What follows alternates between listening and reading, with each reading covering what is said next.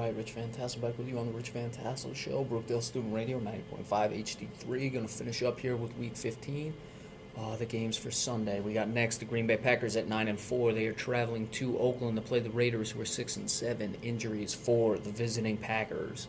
Clay Matthews, their linebacker, is probable. Andrew Corliss, their tight end, is on injury reserve. He's done for the season. Devontae Adams, wide receiver, questionable. Sam Shields, cornerback, is out. Ty Montgomery, wide receiver, is questionable.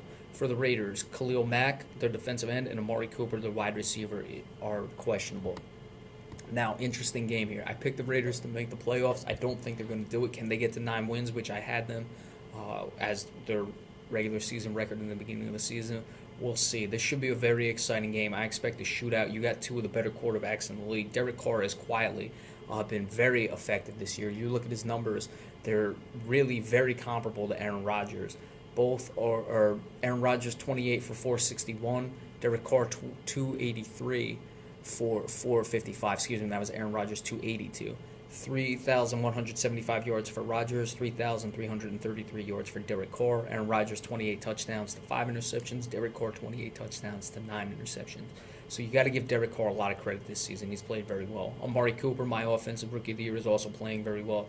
And I look at this game, I look at the injury to Sam Shields, the cornerback. He's the best cornerback for the Green Bay Packers. And with Amari Cooper and Michael Crabtree on the other side of the ball, I'm expecting a shootout. And I expect the Oakland Raiders to come out with the upset in this game. I like it to be 35-31 in a very wild game.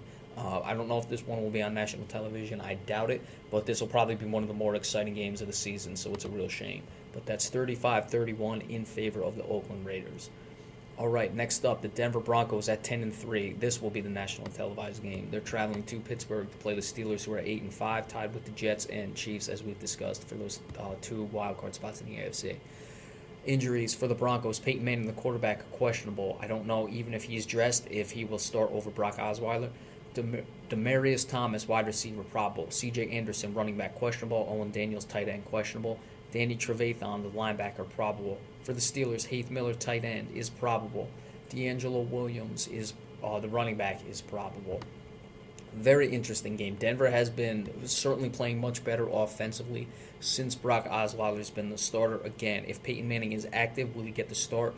You would have to assume just off reputation Peyton Manning will, but that will still remain to be seen. I think a lot of this game does depend on whether or not Peyton Manning plays or not. I think if Peyton Manning plays, the Denver Broncos are going to lose. I think if Brock Osweiler plays, I still think the Denver Broncos are going to lose, but it'll be much closer.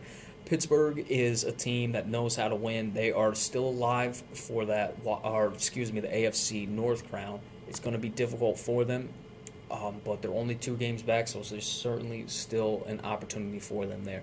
Aqib Talib against Antonio Brown should be a very good matchup.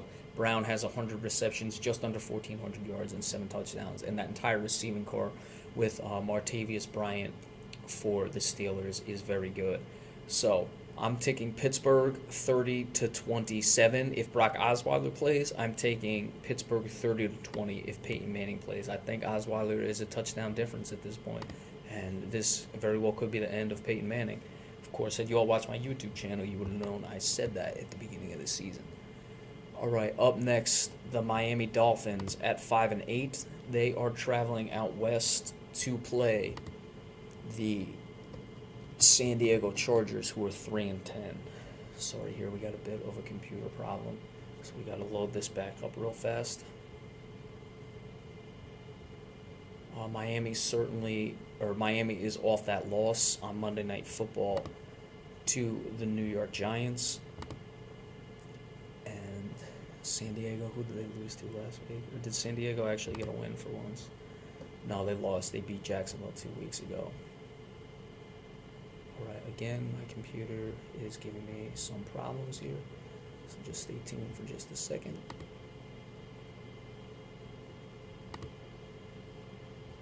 Really hate when this happens, folks. I apologize.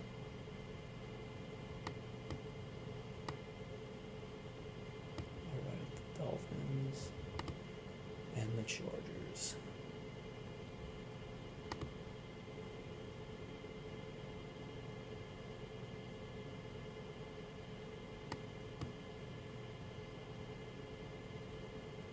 Hello, darkness, my old friend. I've come to talk with you again. We are in the sounds of silence right now. Okay, here we go. Injury for the Dolphins. Earl Mitchell, their defensive tackle, is out. Jelani Jenkins, linebacker, doubtful. Rashard Matthews, wide receiver, questionable. Lamar Miller, running back, probable. Jarvis Landry, wide receiver, probable. For the Chargers, Darius Green, their tight end, questionable. Javonte Herndon, wide receiver, is probable. Stevie Johnson, wide receiver, questionable. Dontrell Inman, the wide receiver, is probable. Really meaningless game. Miami was eliminated. San Diego was having a terrible year despite how much Phillip Rivers has thrown the ball. He's almost certainly going to go over 4,000 yards this game. Has limited his turnovers, so I don't know where San Diego is necessarily going wrong. It has to be on the defensive side of the ball. Don't really get much publicity out here on the East Coast, so I really haven't paid much attention. Miami, I'm expecting them to be the ones who win this game. Lamar Miller is having a good season. Doesn't have the yardage, but he is well over 5 yards per carry and 7 touchdowns, and I think he's going to gash up this San Diego Chargers secondary. Miami is not like they're going to make the playoffs anyway, but they've really got to be disappointed with that showing on Monday Night Football and just their season all around. This team was talking about, the team that is, the players were talking about how good they were going to be, and they've really struggled. So I'm liking Miami to win this game. Should be relatively high scoring because these two teams basically love the offense and very little defense. I'm taking 31-27 in favor of the Miami Dolphins. All right, next up, the Cincinnati Bengals at 10-3 are traveling out west to play the San Francisco 49ers, who are 4-9.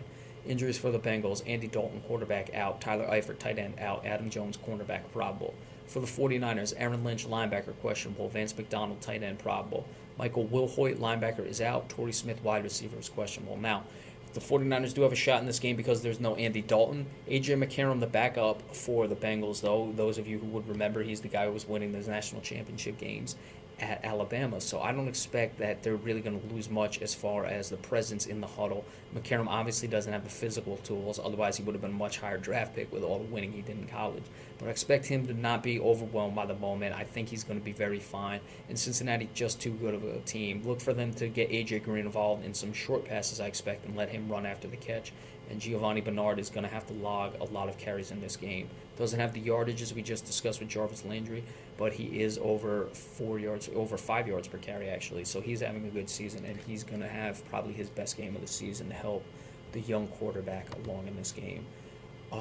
Cincinnati winning pretty big, even with the backup quarterback. I like this game 27-13.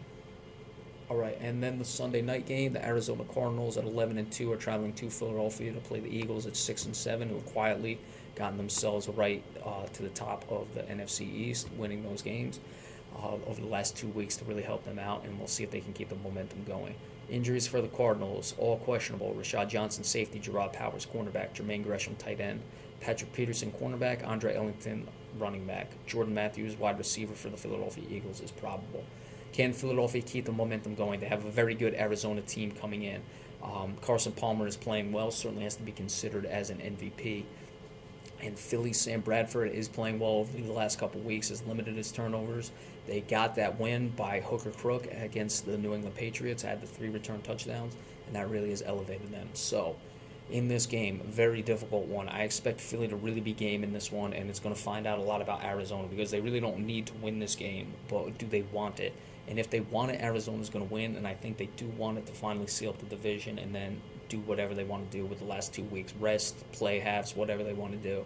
But I expect Arizona to really come out, and this is going to be their last good showing of the regular season thus far to cinch the division. I like it to be a close game, but I'm taking the Arizona Cardinals 30-28.